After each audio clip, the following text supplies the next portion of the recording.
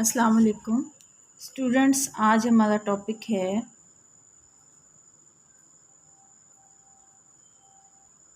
Vectors in 3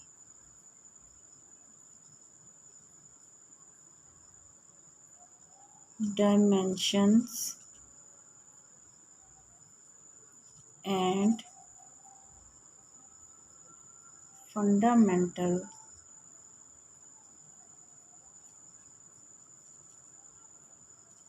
operations. So our topic is vectors in 3 dimensions and fundamental operations. कोई भी vector A को हम denote करते हैं इस तरीके से या फिर इस तरीके से, यानी एरो हेड ऊपर लगा देते हैं या नीचे एक लाइन लगा देते हैं तो हम कहते हैं ये वेक्टर है ए। अगर 3 डायमेंशन में कोई वेक्टर है तो हम लिखेंगे A is equal to A1i plus A2j plus A3k।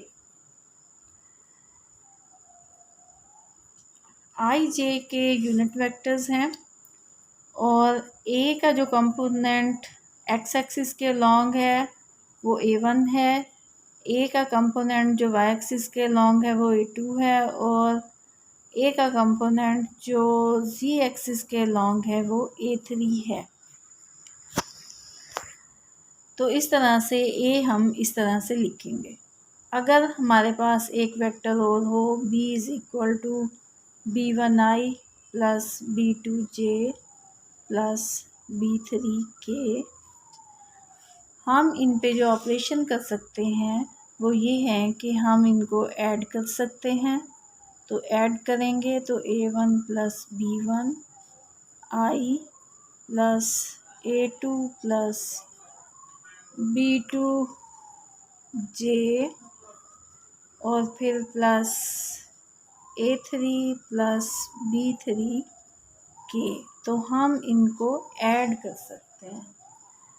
Add करने के अलावा हम इनको मल्टीप्लाई कर सकते हैं। मल्टीप्लाई हम दो तरीके से करते हैं, एक हम लेते हैं डॉट प्रोडक्ट और दूसरा हम लेते हैं क्रॉस प्रोडक्ट। डॉट प्रोडक्ट में हम लेते हैं ए डॉट बी, तो ए डॉट बी का फार्मूला हुआ करता है, अगर आपके पास ये वेक्टर ए है ये बी है तो ए डॉट बी एक स्केलर क्वांटिटी होगी और आप उसको लेंगे A1 B1 plus A2 B2 plus A3 B3। आप देख रही हैं इसमें आई जे के कहीं भी नहीं है, तो इसका मतलब है कि ये एक स्केलर क्वांटिटी है।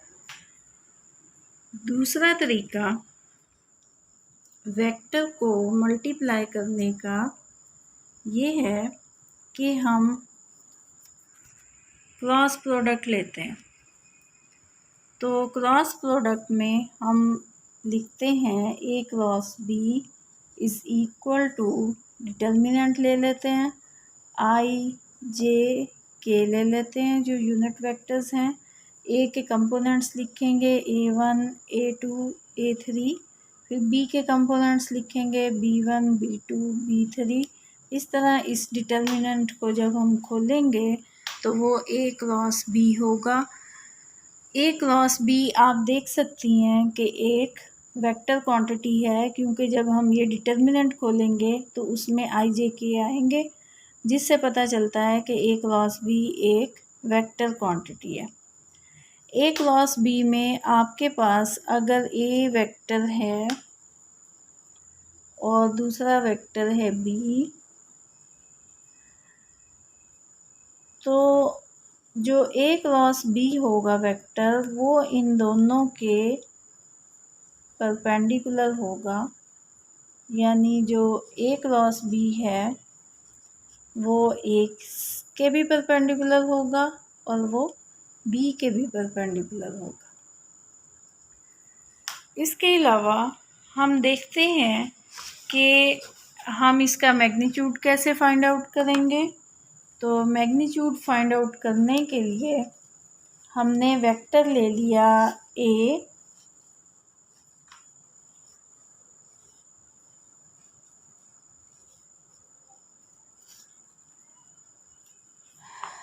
बल्कि आप यहाँ से देखें, जल्दी हो जाएगा काम।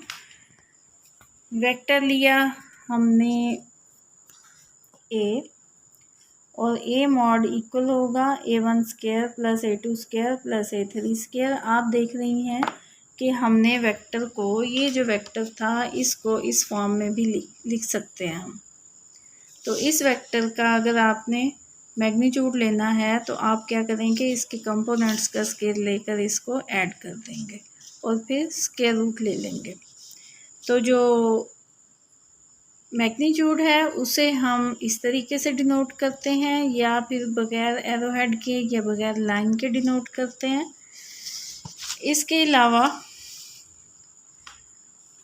अगर आपके पास 3 वेक्टर्स हैं, A vector, B vector, C vector, तो A cross A dot B cross C vector होगा, जो कि स्केलर ट्रिपल प्रोडक्ट कहलाएगा। और इसमें हम क्या करेंगे, ए के कंपोनेंट्स पहले लिख देंगे, फिर बी के लिख देंगे और उसके बाद सी के लिख देंगे, उनका हम डिटर्मिनेंट ले लेंगे। अच्छा, इसके अलावा वेक्टर्स में और क्या काम किया जा सकता है और क्या फंडामेंटल ऑपरेशंस हैं, इसमें आप देखें कि हम प्रोजेक्शन ले सकते हैं, projection of A on B. A एक वेक्टर है, इसका ये प्रोजेक्शन है किसके ऊपर, बी के ऊपर। प्रोजेक्शन क्या होता है, प्रोजेक्शन के लिए आप यहाँ से परपेंडिकुलर ड्रा करते हैं बी पर, और फिर यहाँ से भी परपेंडिकुलर ड्रा करते हैं बी पर। तो ये जो लंबाई होती है, ये projection of A on B कहलाती है, और इसका फार्मूला हुआ करता है ए डॉट ई। ए तो ये वेक्टर हुआ, और ई हुआ, E is a unit vector along the vector B. तो आप देख सकती हैं कि प्रोजेक्शन डॉट प्रोडक्ट है, इसलिए प्रोजेक्शन एक स्केलर क्वांटिटी है।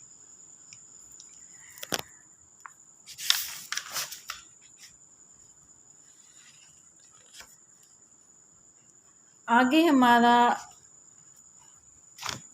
टॉपिक है डायरेक्शन कोसाइंस।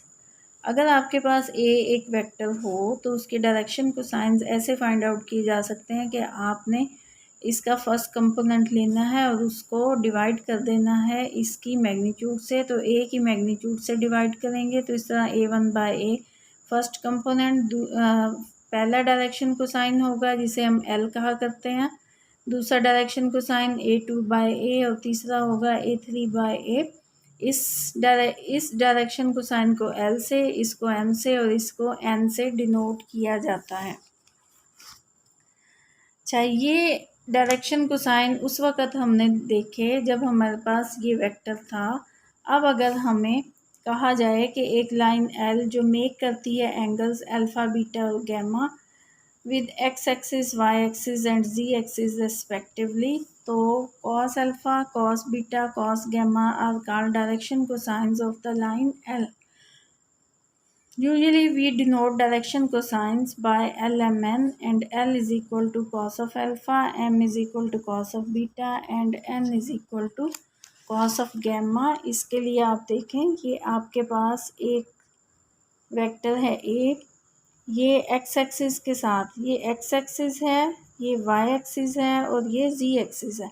एक्स एक्सिस के साथ ये एंगल बना रहा है अल्फ़ा, वाई एक्सिस के साथ एंगल बना रहा है बीटा और जी एक्सिस के साथ ये एंगल बना रहा है गैमा। इस तरह से कॉस अल्फ़ा, कॉस बीटा और कॉस गैमा इस वेक्टर के डायरेक्शन कोसाइंस हुए।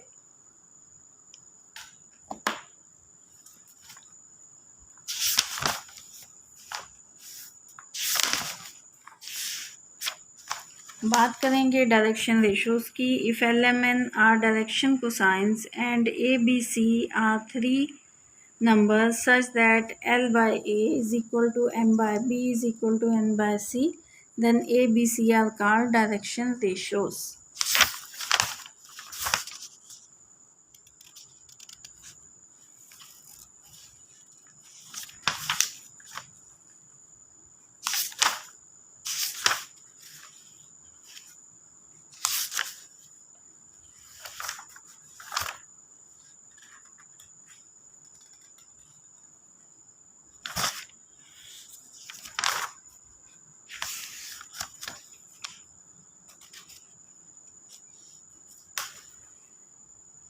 अच्छा, कुछ रिजल्ट्स हैं जो आपने याद रखने हैं।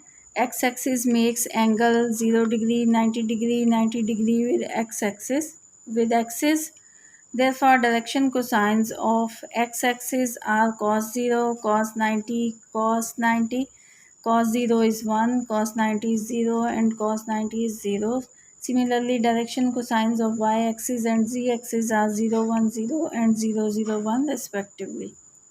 Direction cosines of parallel lines are same.